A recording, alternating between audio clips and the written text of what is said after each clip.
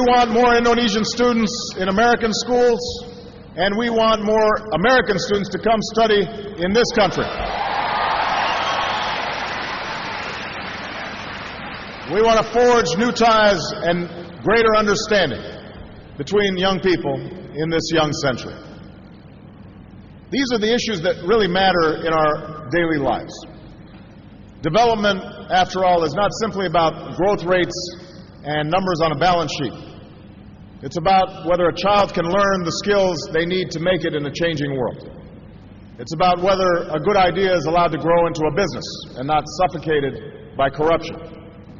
It's about whether those forces that have transformed the Jakarta I once knew, technology and trade and the flow of people and goods, can translate into a better life for all Indonesians, for all human beings, a life marked by dignity and opportunity.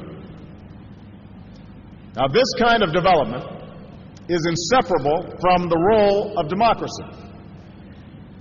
Today, we sometimes hear that democracy stands in the way of economic progress.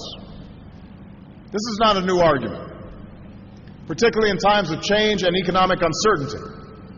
Some will say that it is easier to take a shortcut to development by trading away the right of human beings for the power of the state. But that's not what I saw on my trip to India, and that is not what I see here in Indonesia. Your achievements demonstrate that democracy and development reinforce one another. Now, like any democracy, you have known setbacks along the way. America is no different. Our own Constitution spoke of the effort to forge a more perfect union, and that is a journey that we've traveled ever since. We've endured civil war, and we struggled to extend equal rights to all of our citizens. But it is precisely this effort that has allowed us to become stronger and more prosperous, while also becoming a more just and a more free society. Like other countries that emerged from colonial rule in the last century, Indonesia struggled and sacrificed for the right to determine your destiny. That is what Heroes Day is all about, an Indonesia that belongs to Indonesians. But you also ultimately decided that freedom cannot mean replacing the strong hand of a colonizer with a strong man of your own. Of course, democracy is messy. Not everyone likes the results of every election. You go through your ups and downs. But the journey is worthwhile, and it goes beyond casting a ballot.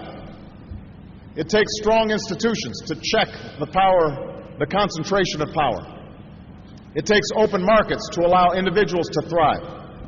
It takes a free press and an independent justice system to root out abuses and excess and to insist on accountability. It takes open society and active citizens to reject inequality and injustice.